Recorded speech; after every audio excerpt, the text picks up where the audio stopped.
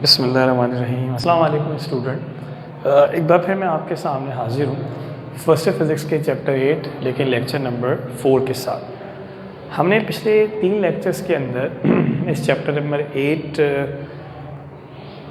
की simple harmonic motion के हवाले से बात करी थी। पहले लेक्चर में हमने कुछ टर्मिनोलॉजीज़ को इंट्रोड्यूस करा था। दूसरे लेक्चर में हमने सिंपल हार्मोनिक मोशन क्या होती है और उसके कुछ एग्जांपल्स आपसे डिस्कस करी थी। और तीसरे लेक्चर में बाकायदा हमने उन 3 एग्जांपल में से एक एग्जांपल को कंसीडर किया, उसे एक्सप्लेन किया और इन दी एंड हमने साबित किया कि उसकी मोशन सिंपल हार्मोनिक मोशन होती है। उस तीसरे लेक्चर में जो एग्जांपल हमने कंसीडर करी थी उसमें हमारे पास एक बॉडी थी जिसका मास m था। उसे हमने एक स्प्रिंग के साथ अटैच किया, स्प्रिंग के दूसरे एंड को हमने फिक्स करा।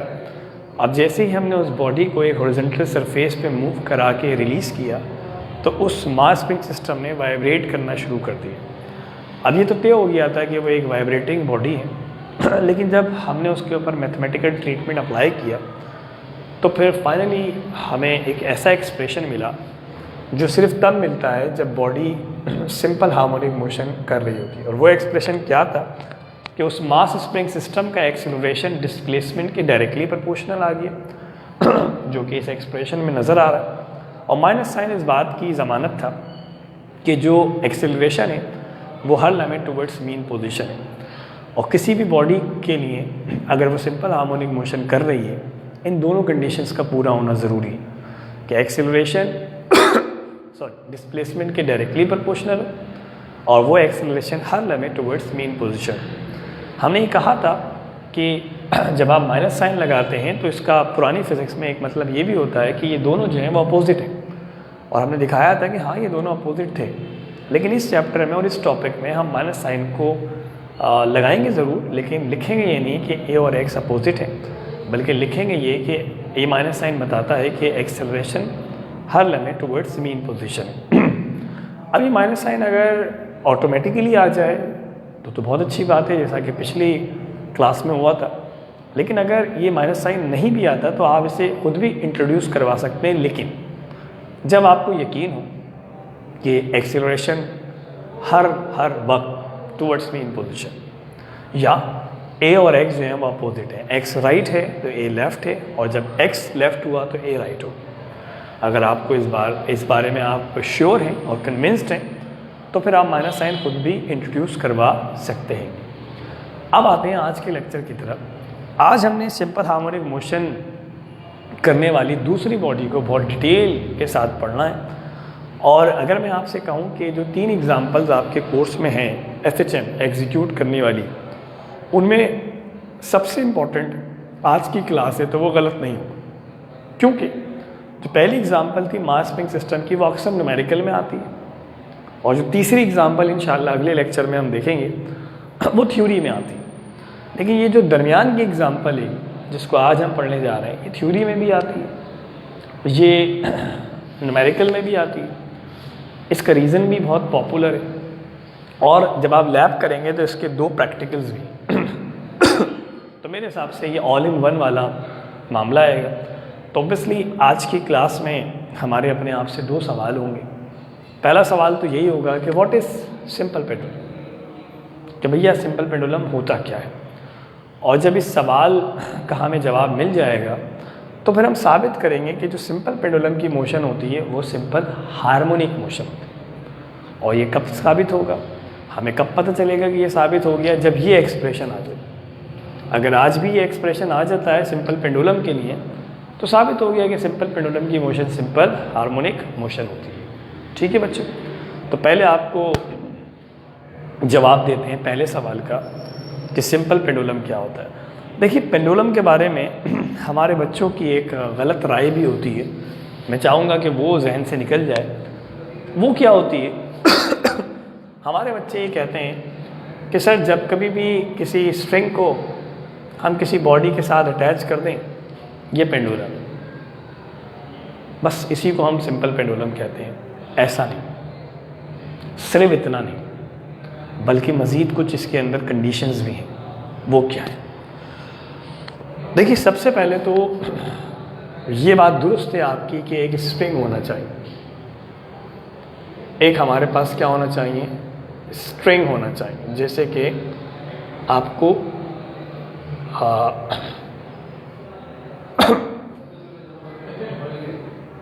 यहाँ पर नज़र आ रहा है, एक स्ट्रिंग होना चाहिए। लेकिन इस स्ट्रिंग में दो ख़ास बातें होनी चाहिए। पहली ख़ास बात, ये बहुत ही लाइट वेटेड होना चाहिए, बहुत हल्का। और दूसरी ख़ास बात, ये इनएक्सटेंसिबल होना चाहिए, खिंचने वाला ना हो। ऐसा ना हो कि रबर की तरह हो या स्प्रिंग की तरह हो कि खिंच जाए, खिंचने वाला ना। दूसरी बात, अब इस स्ट्रिंग के एक सिरे को आप अटैच करेंगे एक सपोर्ट के साथ।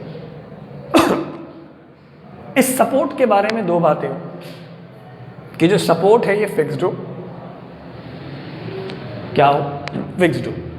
फिक्स्ड का मतलब ये हैगा कि वो अपनी जगह से ना हिले, जैसे छत, जैसे सीलिंग है हमारे, यकीनन ये फिक्स्ड है, ये अपनी जगह से हिलती थोड़ी है कि अभी यहाँ आए फिर थोड़ी देर बाद 2 फीट नीचे आ जाए, फिर 4 फीट ऊपर चली जाए, ऐसा नहीं, फिक्स्ड हो। और दूसरी बात, रिजिड। रिजिड मतलब होलो ना, रिजिड। यानी अगर इसके ऊपर कोई फोर्स अप्लाई करी जाए तो अपनी शेप ना बदले। ऐसा ना हो कि छत के ऊपर फोर्स लगाए तो छत की शेप बदले।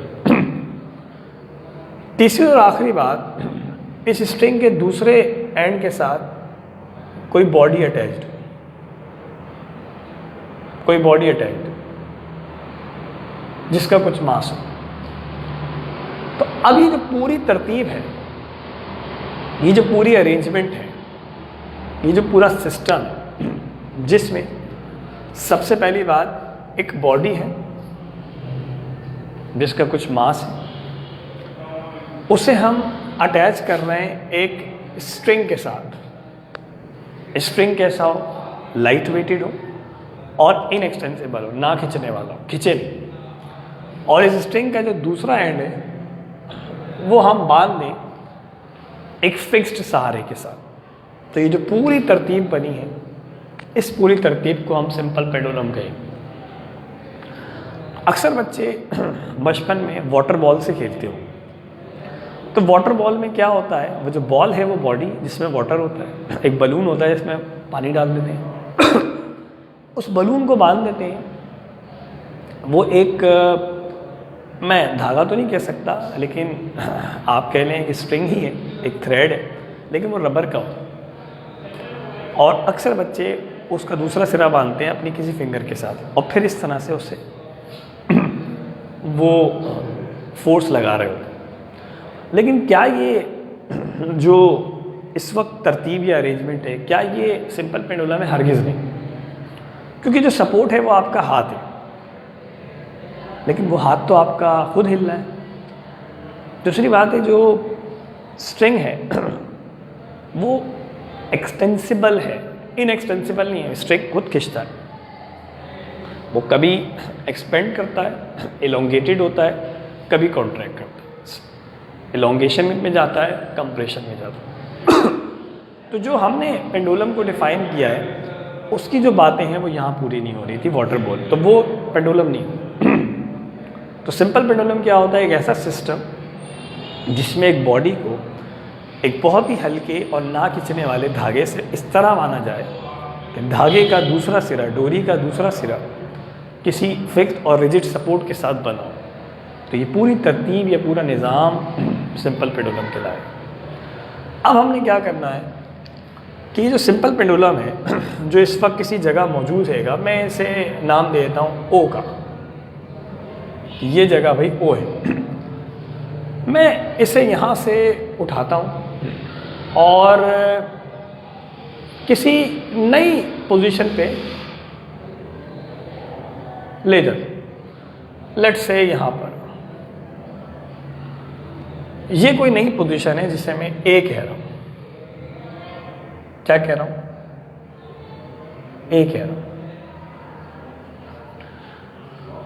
यकीनी तौर पे इस वक्त मैंने इसको यहाँ पकड़ा हुआ है, ये अपनी पुरानी पोजीशन के साथ कुछ एंगल बना रहे हैं। इस एंगल को मैं थीटा कह देता हूँ। अब जैसे ही मैं इसे रिलीज करूँगा ए से, तो आप सबको पता है ये अपनी पुरानी पोजीशन ओ की तरफ आएगा, पर ओ पर आके रुकेगा नहीं, इससे आगे निकल जाएगा और निकलता चला जाएगा, लेकिन एक ख़ास पॉइंट पे जाके रुकेगा जिसे शायद आप बी कहते हैं, और फिर वहाँ रुक के वापस ओ की तरफ आएगा और फिर ओ पे रुकेगा नहीं, फिर ए पर आ जाएगा। और इसके साथ ही फिर ये इस ओ के गिर्द वाइब्रेट करना शुरू कर। तो एक बात तो तय है कि इस सिंपल पेंडुलम की मोशन वाइब्रेटरी मोशन। अब अगर वाइब्रेटरी मोशन है तो वाइब्रेटरी मोशन में जितनी टर्मिनोलॉजीज थी वो यहाँ इस्तेमाल हो सकती। वाइब्रेटरी मोशन के अंदर हमने कहा था कि बॉडी जिस पॉइंट के गिर्द मूव करती है वो उसकी मीन पोजीशन है। तो इस वक्त ये किसके गिर्द मूव कर रही है? ओ के गिर्द। तो ओ क्या होगी इसकी मीन पोजीशन। अब मैंने ये मान लिया है कि ये जो बॉडी है इसका मास हैगा m। इसका मास कितना है? m। और ये जो मेरे पास स्ट्रिंग है, इस स्ट्रिंग की जो लेंथ है मेरे पास, ये लेंथ है ये स्मॉल है। तो मैंने यही सारी बातें यहाँ लिखी हैं कि we consider a body of mass m। अगर किसी बच्चे को नज़र नहीं आ रहा तो मैं इसलिए पढ़ भी रहा हूँ। Is attached with one end of a string. इस बॉडी को स्ट्रिंग के एक एंड से बांध दिए। स्ट्रिंग की लेंथ कितनी है? स्मॉल है। Whose other end is fix. और इस स्ट्रिंग का दूसरा लेंथ दूसरा एंड है वो फिक्स्ड है। It makes an angle theta with vertical when it is move from its mean position O to a new position A. जब आप इसकी मीन पोजीशन ओ से एक नई पोजीशन ए पर लाते हैं तो ये अपनी पुरानी पोजीशन के साथ कुछ एंगल बना रहा है जिससे हम क्या कह रहे हैं? थीटा। और जैसे ही आप इसको छोड़ते हैं, यानी जो आपने फोर्स लगाई हुई थी, जैसे ही इस फोर्स को आप हटाते हैं तो ये जो बॉडी है it starts vibrating about mean position. ये इस मीन पोजीशन के दाएं बाएं मूव करना शुरू कर देता है। अब हमने आज के लेक्चर में साबित ये करना है कि ये जो मोशन है ये सिंपल हार्मोनिक मोशन है। लेकिन सिंपल हार्मोनिक मोशन तो तब साबित करेंगे जब ये एक्सप्रेशन आएगा, और ये एक्सप्रेशन तब आएगा जब इसमें एक्सीलरेशन हो, और एक्सीलरेशन न्यूटन के सेकंड लॉ के मुताबिक अनबैलेंस फोर्स लाती है। तो इसका मतलब सबसे पहले तो मुझे पता लगाना होगा कि इस बॉडी पर कौन कौन सी फोर्सेस लग रही हैं, कहाँ कहाँ लग रही हैं। तो आपको याद होगा चैप्टर 3 में भी हमने कहा था कि जब भी किसी बॉडी के बारे में आप 3 सवाल करते हैं कि उस पर कितनी फोर्सेस लग रही हैं, उन फोर्सेस के नाम क्या क्या हैं और वो कहाँ कहाँ लग रही हैं, तो बेसिकली आप उस बॉडी को एनालाइज कर रहे होते हैं। तो मैं अब इस बॉडी को एनालाइज कर रहा हूँ और इसकी एनालिसिस से मुझे एक बात तो समझ में आ रही है, मैं एक बात तो समझ पा रहा हूँ कि हर बॉडी की तरह इस बॉडी पर एक फोर्स तो लगेगी और वो इसका वेट है। और वेट कहाँ होगा भाई? Vertically downward. तो इसका वेट कहाँ होगा भाई? Vertically downward. ये इसका वेट है। ठीक है बच्चों, कहाँ लग रहा है? Vertically down. मैं इस वेट को नाम दे देता हूँ W को। तो इसका मतलब है एक फोर्स तो इस बॉडी पे लग रही है, वो इसका अपना वेट है। लेकिन सारी बच्चे चैप्टर 3 पढ़ चुके हैं, सबको पता है कि जब कभी भी किसी बॉडी को जो कि अटैच्ड हो किसी स्प्रिंग से खींचा जाता है, यानी स्ट्रिंग को जब आप खींचते हैं तो स्प्रिंग रिएक्शन के तौर पे एक फोर्स लगाता है जिसे टेंशन कहते हैं। तो ऑब्वियसली ये जो बॉडी है जिसका अपना कुछ वेट हैगा, ये वेट से स्ट्रिंग को क्या कर रही है, खींच रही है, तो स्प्रिंग भी रिएक्शन देगा, और स्प्रिंग का रिएक्शन क्या होता है, टेंशन, और टेंशन हमेशा हमेशा स्प्रिंग की ही जानिब होता है। तो इस वक्त दूसरी फोर्स इस बॉडी पे लग रही होगी या पेंडुलम पे लग रही होगी, वो कौन सी है, स्ट्रिंग का टेंशन, स्ट्रिंग में जो टेंशन है, और इस टेंशन को हम रिप्रेजेंट कर रहे हैं टी से। किससे कर रहे हैं भाई, टी से। मुझे इन दोनों फोर्सेस के अलावा और कोई फोर्स नज़र नहीं आ रही। तो वो जो हमारे सवाल था कि अगर हम इसको एनालाइज करें तो कितनी फोर्सेस लगेंगी, कौन कौन सी और कहाँ कहाँ लगेंगी, तो मेरे ख्याल से हम उस सवाल का जवाब देने की पोजीशन में कि there are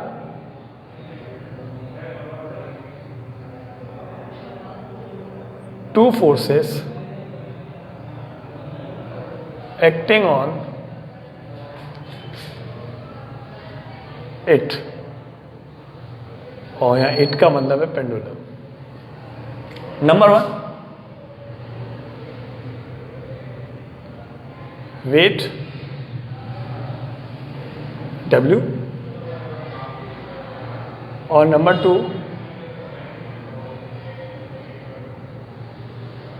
tension in string यानी टी। अब आखिरी सवाल, ये फोर्सेस कहाँ कहाँ लग रही हैं, तो सबको नज़र आ रहा है कि वेट जो है it acts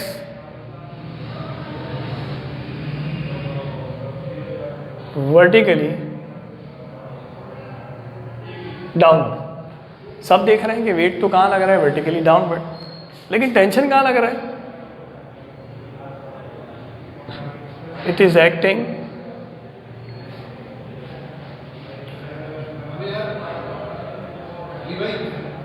upward but along string।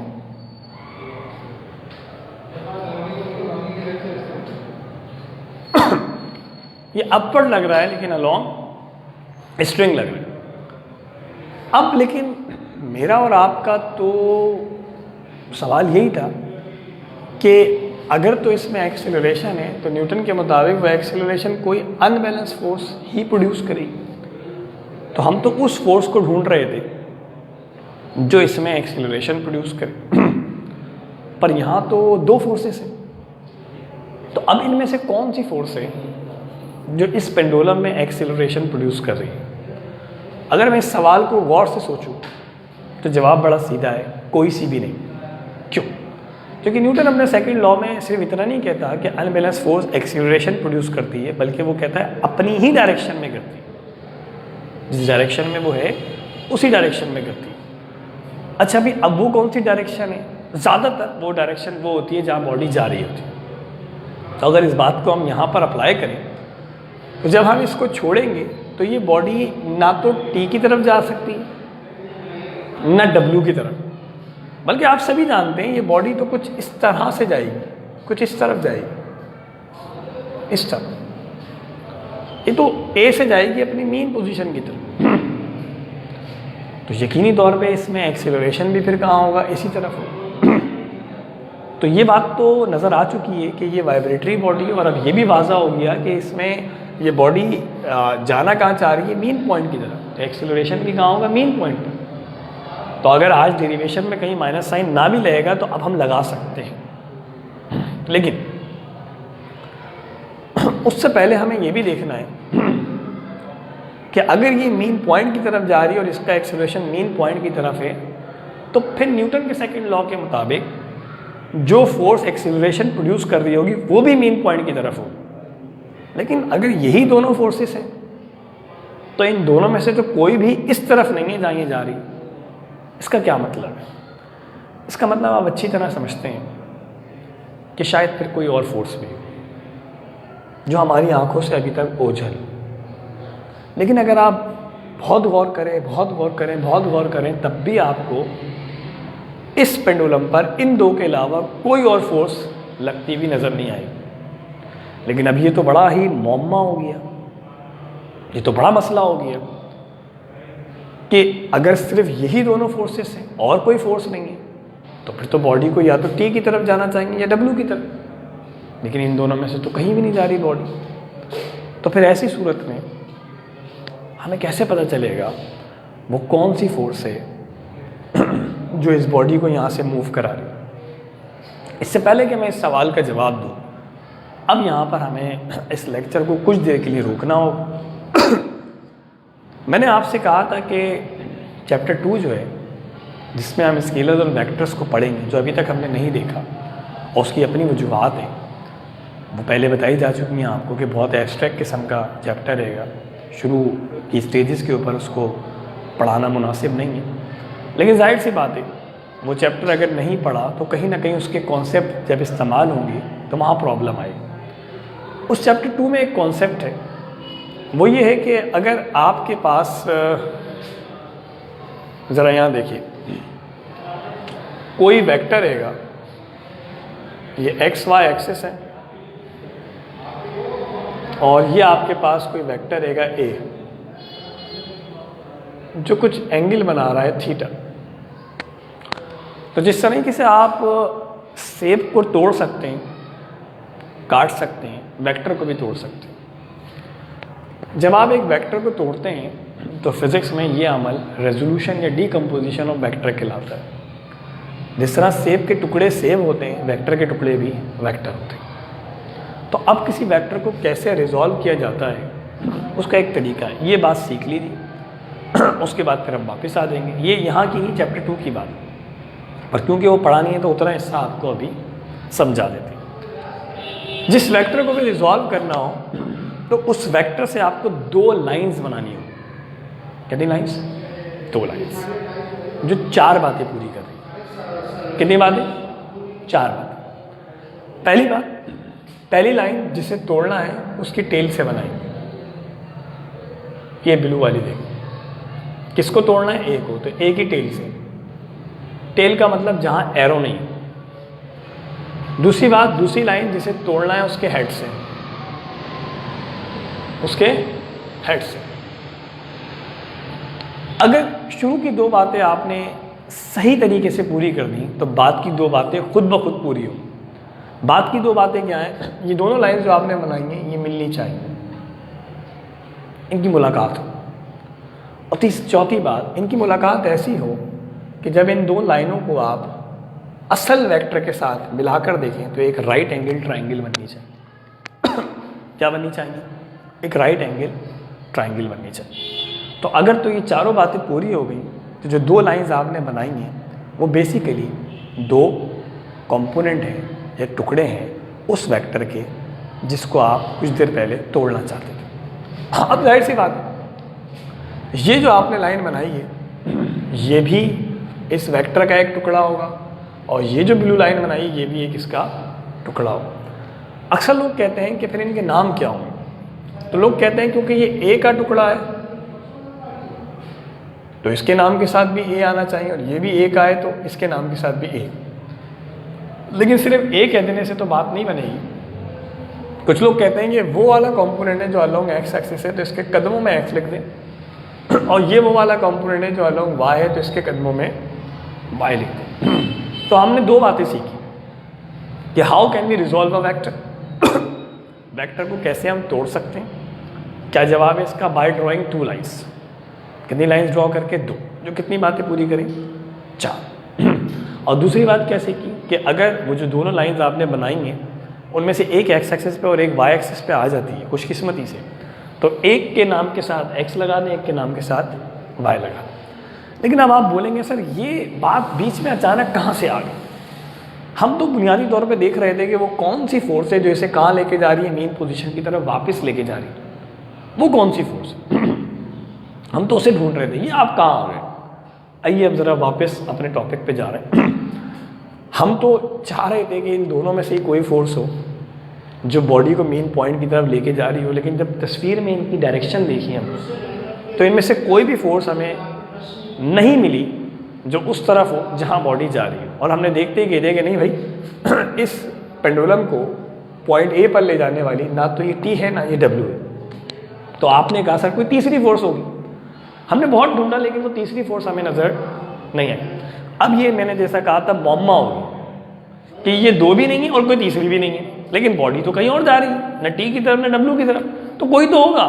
जब कोई भी ना मिले तो हमेशा हमेशा जो मौजूदा फोर्सेस होती हैं उनमें से किसी एक को डीकम्पोज किया जाता है, तोड़ा जाता है, टुकड़े बनाए जाते हैं, इस उम्मीद और यकीन के साथ कि जो दो आप टुकड़े बनाएंगे उनमें से कोई एक टुकड़ा, एक कंपोनेंट उसी तरफ होगा जहां वो बॉडी जा रही है। और अगर ऐसा हो जाता है तो फिर आप कह देंगे कि उस बॉडी को मूव कराने का जिम्मेदार वो पर्टिकुलर कंपोनेंट है। तो अब सवाल ये पैदा होता है कि इनमें से किसको डीकम्पोज करें। ज़िंदगी में ज़्यादातर हम वेट को डीकम्पोज करते हैं, और आज भी किसको करेंगे हम? वेट को करेंगे। अब वेट है ये, समझ लें वेट यहाँ पर इस वेक्टर ए की तरह। अब इसे डीकम्पोज कर, इसे डीकम्पोज करने के लिए वही जो आपको बताया था कि दो लाइनें बनाई, तो कितनी बातें पूरी करें? 4। अब एक लाइन बनाते हैं आप इस W के टेल से, जैसे यहाँ बनाई थी, ये देखिए W के टेल से,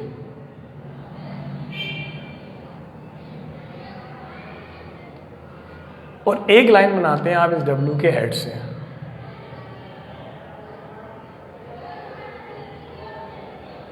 जैसे यहां आप देख पा रहे हैं, और ये जो दोनों लाइंस हैं ये मिल भी रही हैं। और अगर आप देखें तो जब ये मिल रही हैं तो जो शेप बन रही है वो एक राइट एंगल ट्राइंगल। लिहाजा मैं कह सकता हूँ कि जो दोनों मैंने लाइंस बनाएंगी ये कोई और नहीं है बल्कि वेट के कंपोनेंट हैं। क्योंकि वेट खुद एक वेक्टर है तो इसके कंपोनेंट भी क्या होंगे? वेक्टर होंगे, और वेक्टर में तो एरोज लगाने पड़ेंगे। तो ये कंपोनेंट है इस तरफ और ये कंपोनेंट है इस तरफ।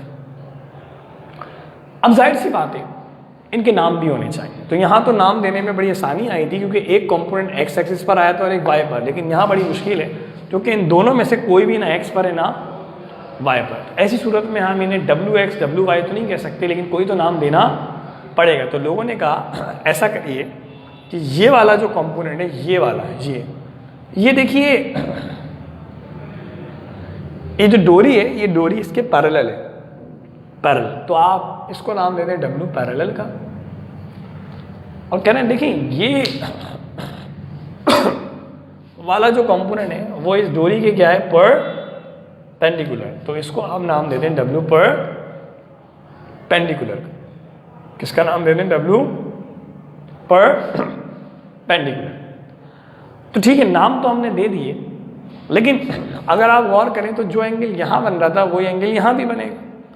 यानी अगर ये एंगल थीटा है तो ये इधर जो एंगल बनेगा वो भी क्या होगा भाई? थीटा ही होगा। भाई ये एंगल भी क्या होगा? थीटा होगा। लेकिन हमने और आपने तो ये कंपोनेंट क्यों बनाए थे? ताकि हमें वो काला चोर मिले जो इस पेंडुलम को पॉइंट ए से कहाँ लेके जा रहा है?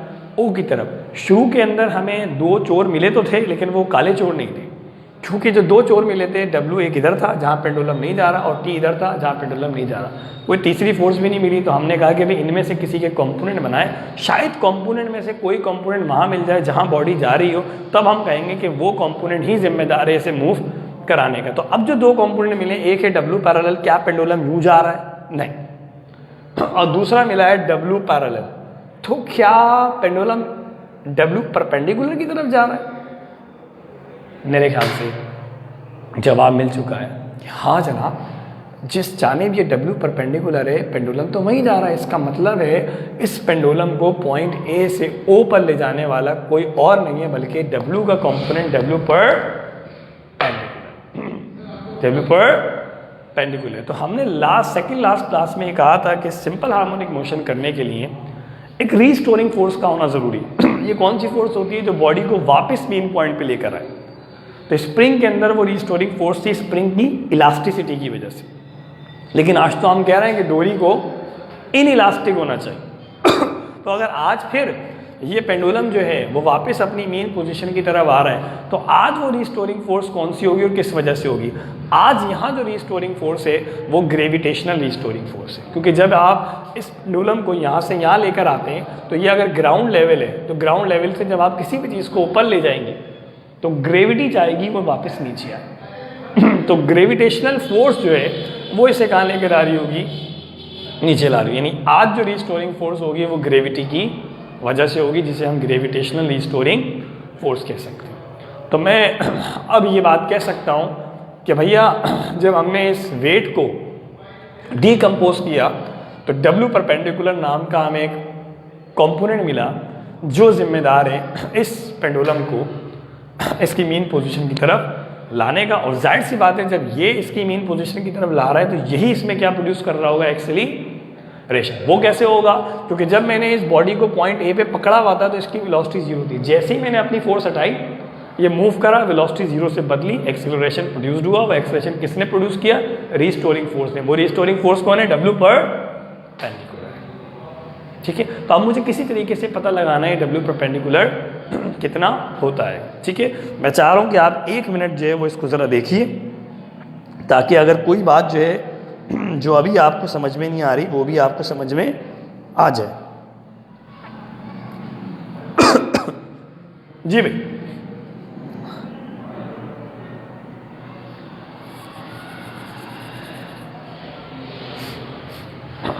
ठीक है भाई। तो हमने अब क्या किया?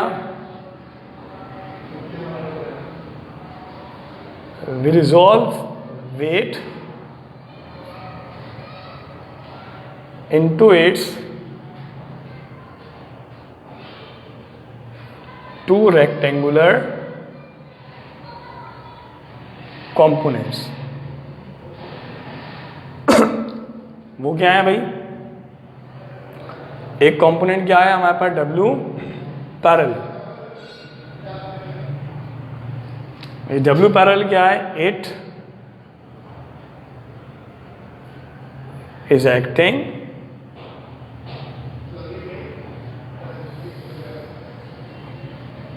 Parallel to string. दूसरा क्या आया है? W perpendicular. As the name suggest and figure shows, it is acting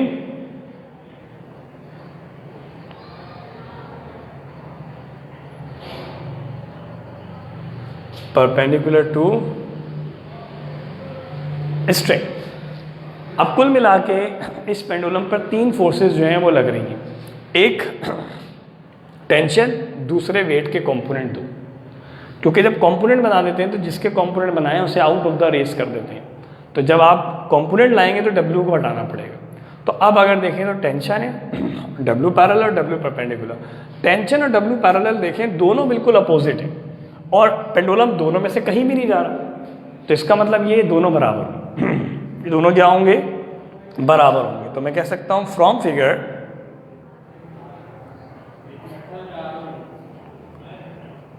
it can be said that जो टेंशन है इसमें वो बराबर होगा किसके? डब्ल्यू पैरेलल के। और डब्ल्यू पैरेलल किसके बराबर है ये अभी हम कुछ देर में आपको बताते हैं। अब इसका मतलब ये हुआ कि जो 3 हमारे पास फोर्सेस आई थी, अब tension, W parallel, W perpendicular, उनमें से 2 ने तो हाथ खड़े कर लिए कि भैया हम इसमें एक्सेलरेशन प्रोड्यूस नहीं कर रहे। अब बच कौन गया? डब्ल्यू परपेंडिकुलर, और जिसके मुकाबले में कोई भी नहीं है। और फिगर के हिसाब से साफ नज़र आ रहा है कि डब्ल्यू परपेंडिकुलर ही वो फोर्स है जो इसे वापस मेन पॉइंट पे लेके जा रही है। लिहाजा यही रिस्टोरिंग फोर्स होगी। तो मैं लिख सकता हूँ यहाँ पर कि जो रिस्टोरिंग फोर्स है जो यहाँ पर रिस्टोरिंग फोर्स है वो कौन हो जाएगी? डब्ल्यू पर। जी बच्चों, तो वापस जो है वो आपको लेकर आ रहे हैं। तो मैंने आपसे अभी तक ये बात करी थी कि जब इस पेंडुलम को हम पॉइंट ए पर लेकर आते हैं और फिर रिलीज़ करते हैं तो ये अपनी मीन पोजीशन की तरफ जाता है। मीन पोजीशन पे जब जाता है तो ऑब्वियसली इसकी वेलोसिटी जो ज़ीरो थी उससे बदल जाती है, इसमें एक्सेलरेशन आ जाता है। एक्सेलरेशन आ जाता है तो वो एक्सेलरेशन कोई फोर्स लाती होगी। हमने शुरू में देखा इस पर दो फोर्सेस लग रही थी, टेंशन और इसका भी, लेकिन फिगर देख के अंदाज़ा हो गया कि इन दोनों में से कोई भी वो फोर्स नहीं है जो इसे मीन पॉइंट पे ला रही है। तो फिर वो फोर्स कौन सी होगी? हमने बड़ी कोशिश करी कि वो तीसरी फोर्स मिल जाए, लेकिन नहीं मिली। ऐसे में हमारे जहन में ख्याल आया कि हो सकता है कि इन दोनों में से ही किसी फोर्स का कोई कंपोनेंट हो जो इसे मीन पॉइंट की तरफ ला रहा है, तो क्यों ना इनके कंपोनेंट बना के देखा जाए। जब हमने W के कंपोनेंट बनाए तो जो दो कंपोनेंट बने उनमें से फॉर्चुनेटली एक कंपोनेंट W परपेंडिकुलर वो उसी तरफ हमें मिल गया जहाँ ये बॉडी जा रही थी, और हमने फट से कह दिया कि भाई यही रिस्पॉन्सिबल है इसे मीन पॉइंट पर लाने का। तो यही बात हमने यहाँ लिखी है कि जो W परपेंडिकुलर है is the restoring force due to gravity which is responsible to bring simple pendulum back to its mean position. और जाहिर सी बात है जब ये फोर्स इसे वापस ला रही है तो यही इसमें एक्सेलरेशन भी प्रोड्यूस कर रही होगी। यानी मैं कह सकता हूँ कि जो रीस्टोरिंग फोर्स है आज की क्लास में वो W पर पेंडिकुलर है, और W परपेंडिकुलर खुद किसके बराबर है भाई? ये हमने अभी तक आपको नहीं बताया कि W पैरेलल W परपेंडिकुलर किसके बराबर है। इसके लिए मैं चाहूँगा कि आगे जो ब्लैक वाली फिगर है ज़रा इसको मैं जूम करके आपको दिखाता हूँ और फिर मैं इसे इरेज भी कर दूँगा। मैं इसको बड़ा करके दिखा रहा हूँ यहाँ, तो देखिएगा। तो पहली बात तो ये एंगल जो है यहाँ पे थीटा बन रहा है और यहाँ 90 डिग्री। तो इसमें तो कोई शक नहीं है कि ये राइट एंगल ट्रायंगल बन रही है। अब इसे हमने W कहा है, ये W परपेंडिकुलर है और ये W पैरेलल है। ये तो हमारे नाम है, लेकिन अगर हम ट्रिग्नोमेट्री में चले जाएं तो ट्रिग्नोमेट्री में राइट एंगल ट्रायंगल के अंदर जो 90 के सामने वाली साइड होती है वो तो हाइपोटेन्यूज होती है। तो ट्रिग्नोमेट्री के हिसाब से ये हाइपोटेन्यूज है। अच्छा, उसी ट्रिग्नोमेट्री में जो 90 के अलावा एंगल हमें पता होता है जो कि इस वक्त थीटा इसके सामने जो होती है वो परपेंडिकुलर, और जो बाकी बच जाएगी वो बेस, तो ये बेस हो जाएगी। अच्छा, ऐसी सूरत में अगर हम ट्रिग्नोमेट्रिक रेशोज़ लगाएं जैसे साइन या कॉस लगाएं तो क्या हो? थोड़ा याद करें, साइन थीटा किसके बराबर होता है? Perpendicular over hypotenuse. इस ट्रायंगल में परपेंडिकुलर क्या है? इस ट्रायंगल में परपेंडिकुलर क्या है? हमारे पास W परपेंडिकुलर, और इस ट्रायंगल में हाइपोटेन्यूज क्या है भाई? हमारे पास W। तो W जब मैं वहाँ भेजूँगा तो आप कुछ सोच सकते हैं कि W साइन थीटा बराबर आएगा किसके? W पर पेंडिकुलर।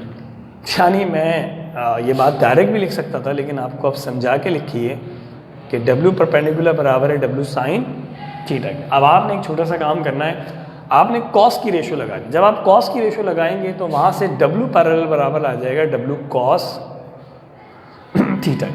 तो कुछ देर पहले जब हमने कहा था कि W पैरेलल किसके बराबर है, तो अब हम कह सकते हैं कि W कॉस थीटा। तो मैंने साइन से खुद लगा के निकाल दिया, आप कॉस लगा के आप तो एक लम्हे के लिए इसको देख लीजिए। मैं इसको अभी रेस करने लगा हूँ, ठीक है भाई। कॉस की रेशो लगाइएगा तो वो आ जाएगा।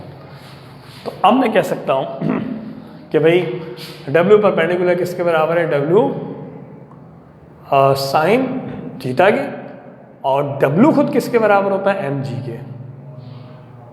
तो mg साइन थीटा, ये आ गई क्वेश्चन नंबर 1। लेकिन न्यूटन के सेकेंड लॉ के मुताबिक कि जो फोर्स भी एक्सेलरेशन प्रोड्यूस करे वो तो बराबर होती है किसके? ma के। तो ये इक्वेशन 2 आ गई। अब इक्वेशन 1 को देखिए और इक्वेशन 2 को देखिए, दोनों ही f के बराबर है, यानी दोनों की लेफ्ट हैंड साइड्स बराबर है, तो इनको कंपेयर किया जा सकता है। और जब आप कंपेयर करेंगे तो ऑब्वियसली यहाँ से आपके पास क्या आ जाएगी? राइट हैंड साइड m है, और वहाँ से क्या आ जाएगी? Right hand side mg sine theta. अच्छा, m से m क्या हो जाएगा? कैंसिल। a बराबर आ जाएगा g साइन थीटा के। ये आ गई क्वेश्चन नंबर 3।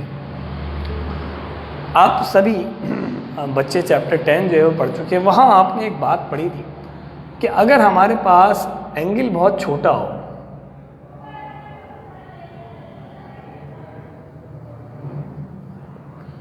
तो 10 लेने से कोई फ़र्क नहीं पड़ता।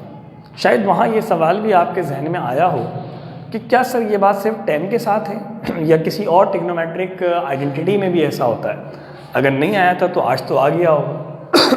अगर एंगल छोटा हो तो बच्चों उस छोटे एंगल का साइन लेने से भी कोई फ़र्क नहीं पड़ता, यानी जो साइन थीटा का जवाब है वो वही होगा जो थीटा है। तो मैं कह सकता हूँ कि इक्वेशन नंबर 3 में अगर मैं मान लेता हूँ कि ये एंगल बहुत छोटा है, यानी अभी तो ये बहुत बड़ा एंगल दिख रहा है, लेकिन मान लें कि ये हमारे पास स्प्रिंग ऐसा होता और ये बस यहाँ से यहाँ आया हुआ होता इस तरह, तो एंगल ये बहुत छोटा बनेगा। तो जितना ये एंगल छोटा होगा जो इस एंगल का जवाब होगा वही साइन का, मतलब साइन थीटा की जगह आप सिर्फ क्या रखवा सकते हैं, ये इक्वेशन नंबर क्या आ गई 4। अब यहाँ मुझे फिर एक बार आपको रोकना पड़ेगा कि जनाब ये मेरे पास जी थीटा तो आ गया, लेकिन एक बार फिर मुझे आपको लेके जाना पड़ेगा माजी की तरफ, ज्योमेट्री की तरफ लेके जाना पड़ेगा। तो ज्योमेट्री क्या कहती है ये मैं आपको बताऊंगा, लेकिन पहले मैं ज़रा ये देख लूँ कि क्या हमें ये पूरा बोर्ड जो है वो क्लियरली नज़र आ रहा है, कुछ जगह है जो हम इस्तेमाल कर सकते हैं। नहीं जी, कोई जगह नहीं है हमारे पास, वो नीचे का वो हिस्सा है, उस साइड पे अगर मैं जाता हूँ तो नज़र नहीं आ रहा आपको, और ये वाली जगह जो है यहाँ मैं आपको दिखाता हूँ जी। देखिए फ़र्ज़ कर लीजिए मेरे पास एक बॉडी है जो सर्कुलर मोशन कर रही है। अब आप सब जानते हैं कि ज्योमेट्री से हर सर्किल का एक सेंटर होता है, ये रहा सेंटर। सेंटर से लेके किसी भी एंड पॉइंट तक का डिस्टेंस जो है वो रेडियस कहलाता है ज्योमेट्री से, तो ये रेडियस है। फ़र्ज़ कर लें ये बॉडी इस वक्त है पॉइंट P1 पे। अच्छा, अब ये इस सर्किल के इस बाउंड्री के ऊपर चलते चलते चलते चलते ये यहाँ आ जाती है, P1 से मूव करके आ जाती है P2 पर किसी और जगह। तो यकीनन जिस तरह सेंटर से P1 तक का फासला R था, सेंटर से P2 तक का फासला भी क्या होगा R। लेकिन जब ये बॉडी इस सर्कुलर पाथ में P1 से P2 गई है तो दो चीज़ें बड़ी ज़बरदस्त हुई हैं। पहली बात, सर्किल के सेंटर पे कुछ एंगल बना है जो आप सबको नज़र आ रहा है। कुछ क्या बना है? एंगल बना है। ये एंगल जो है मैं मान लेता हूँ थीटा है। कितना है भाई? और दूसरी बात, इस सर्किल की बाउंड्री के ऊपर ये जो बाउंड्री आपको नज़र आ रही है जैसे मैं ब्लू कर रहा हूँ, कुछ डिस्टेंस भी कवर हुआ है। मुझे नहीं पता ये डिस्टेंस कितना है, तो मैं इसे S कह सकता हूँ। क्या कह सकता हूँ? S। तो मान लें ये R है, ये थीटा है और ये क्या है? S। अब मेरा सवाल बड़ा सीधा है कि अगर ये P1 से चले और P2 के बजाय और आगे चला जाए, लेट्स से यहाँ आने के बजाय यहाँ चला जाए, या और आगे चला जाए यहाँ, तो ये जो S हैगा ये बढ़ेगा, और अगर S बढ़ेगा तो जो थीटा है वो भी क्या होगा? बढ़ जाएगा। इसका मतलब क्या हुआ कि जो S है वो डायरेक्टली प्रोपोर्शनल है किसके? थीटा। जो बच्चे मैथमेटिक्स में ट्रिग्नोमेट्री पढ़ रहे हैं उन्हें पता है, और जो बायो वाले हैं उनके लिए मैं बता रहा हूँ कि जितना आप ये S बढ़ाएंगे, ये बाउंड्री वाला डिस्टेंस बढ़ाएंगे, उतना एंगल भी बढ़ेगा। जब प्रोपोर्शनलिटी हटेगा तो इक्वल के साथ एक अदद कांस्टेंट आएगा, और यहाँ जो कांस्टेंट आता है वो रेडियस है, क्योंकि आपको पता है कि जब तक इसी सर्किल में बॉडी घूम रही है रेडियस तब्दील नहीं होगा। तो मैं कह सकता हूँ कि जो ज्योमेट्री है वो ये कहती है कि S जो है वो बराबर किसके होगा? R थीटा के। लेकिन अब देखना ये कि हमारे इस टॉपिक में ये S कितना है, R कितना है, हमें ज़रा ये देखना है। तो अगर आप ये मान लीजिए पेंडुलम यहाँ ना रुका होता, बल्कि ऐसे ही है, अगर आप इमेजिन करें कि पेंडुलम ऐसे ही ये मूव करना शुरू कर दे, तो एक क्या बन जाएगा? एक सर्किल बन जाएगा। इमेजिन करें ये क्या बन रहा है? सर्किल बन रहा है। इस सर्किल के अंदर ये जो स्प्रिंग जहाँ से जुड़ा हुआ था ये इसका सेंटर होगा, और ये जो बॉब है या बॉडी है ये इसका आखिरी पॉइंट होगा। तो अगर आप गौर करें तो सर्किल की ज़बान में सेंटर से लेके एंड पॉइंट तक का फासला सर्किल की ज़बान में वो रेडियस होता है, लेकिन हमारी फिगर में ये फासला तो एल है। यानी मैं कह सकता हूँ कि यहाँ जो एल हैगा, एल बुनियादी तौर पर वही आर है, वही क्या है, आर है। दूसरी बात, अच्छा क्योंकि हमें पता है ये पेंडुलम की जो मोशन है वो कैसी मोशन है बच्चों, पेंडुलम की मोशन कैसी है बच्चों, वाइब्रेटरी मोशन है। तो वाइब्रेटरी मोशन करने वाली बॉडी का हर लम्हे जो डिस्टेंस होता है, जो क्या होता है, डिस्टेंस होता है, वो अगर आपको याद हो उसे हम क्या कहते हैं, डिस्प्लेसमेंट कहते हैं। किससे रिप्रेजेंट करते हैं, एक्स से। तो सर्कुलर मोशन में ये जो सर्किल की बाउंड्री पे डिस्टेंस कवर हो रहा था, ये वाला, ये एस होता था, लेकिन अभी वो एस कौन है यहाँ पे, एक्स है। यानी मैं कह सकता हूँ कि सर्कुलर मोशन के अंदर जो एस था वो यहाँ पे कौन हैगा, एक्स है। तो अगर ये दोनों बातें मैं यहाँ एस के फॉर्मूले में रखवाऊँ तो एस की जगह क्या आएगा, एक्स, आर की जगह क्या आएगा, एल, और साथ में क्या आ जाएगा, थीटा। और यहाँ से अब मैं क्या मालूम कर सकता हूँ, थीटा मालूम कर सकता हूँ। और वो थीटा कैसे मालूम करूँगा, मैं बच्चों यहाँ ज़रा ये वाले हिस्से के ऊपर काम कर रहा हूँ, ठीक है। तो अब मैं यहाँ के बाद अब ज़रा देखिएगा, यहाँ से अगर मैं इस थीटा को निकालना चाहूँ तो ये एल जो मल्टीप्लाई हो रहा है वो एक्स के पास जाके डिवाइड हो जाएगा, यानी थीटा बराबर हो जाएगा एक्स ओवर एल के। थीटा किसके बराबर हो जाएगा मेरे पास, एक्स ओवर एल के बराबर हो जाएगा। तो जहाँ थीटा आ रहा हो वहाँ मैं ये थीटा की वैल्यू रखवाऊंगा। थीटा का आ रहा है इक्वेशन नंबर 4, कहाँ आ रहा है, तो मैं इसे ले जाऊंगा इक्वेशन नंबर 4 में। इक्वेशन नंबर 4 क्या कहती है कि ए बराबर है जी, और थीटा की जगह क्या आ जाएगा, एक्स ओवर एल। इसे मैं रीअरेंज करके ऐसे लिखता हूँ कि जी और एल साथ में लिख देता हूँ और फिर एक्स। मेरा नहीं ख्याल है कि इसमें कोई एतराज़ की बात है। क्यों, क्योंकि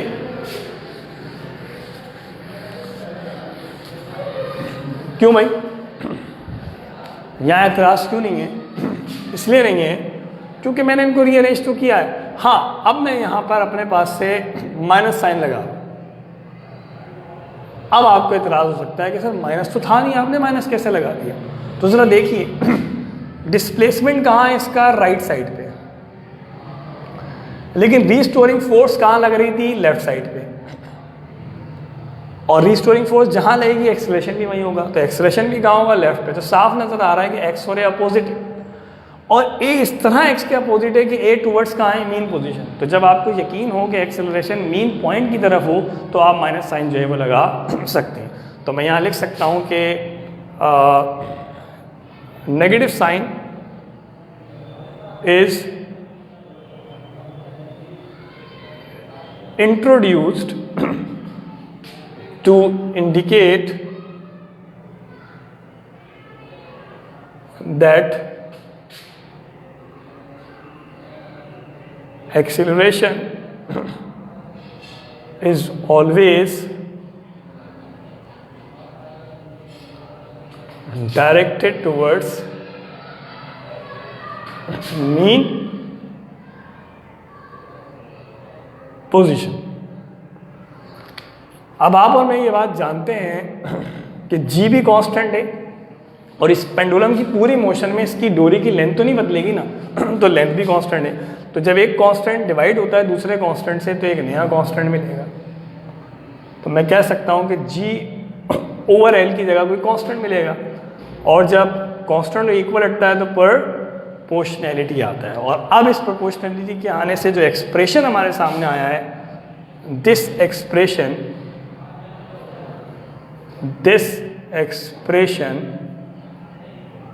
proves that simple pendulum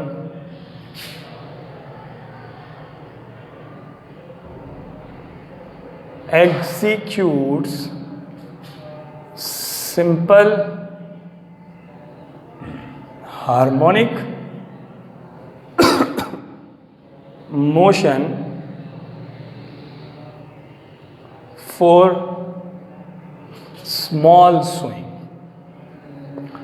याद रखिएगा, ये जो साबित हुई है कि पेंडुलम की मोशन सिंपल हार्मोनिक है, वो इस अजम्पशन पर हुई है कि एंगल बहुत कम है, और एंगल अगर कम होगा तो ये पेंडुलम अपनी मीन पोजीशन से ज़्यादा दूर नहीं होगा। यानी अगर हम मान लेते हैं कि ये इसकी मीन पोजीशन थी और अब पेंडुलम को आप यहाँ से उठा के ये बहुत दूर ले जाएं, तो अब ये एंगल बहुत बढ़ जाएगा। हमने इसको करीब रखना है ताकि ये जो एंगल यहाँ बने ये बहुत छोटा हो। तो पेपर में सवाल कैसे आ सकता है? पेपर में सवाल आ सकता है कि what is simple pendulum. Simple pendulum को डिफाइन करें और आगे लिखा होगा prove that it execute simple harmonic motion. साबित करें कि इसकी मोशन सिंपल हार्मोनिक होती है। ठीक है भाई, तो मैं इस लेक्चर को यहाँ पे रोकता हूँ। इंशाल्लाह आपसे मुलाकात होगी अगले लेक्चर में। ख्याल रखिएगा अपना। अल्लाह हाफ़िज़।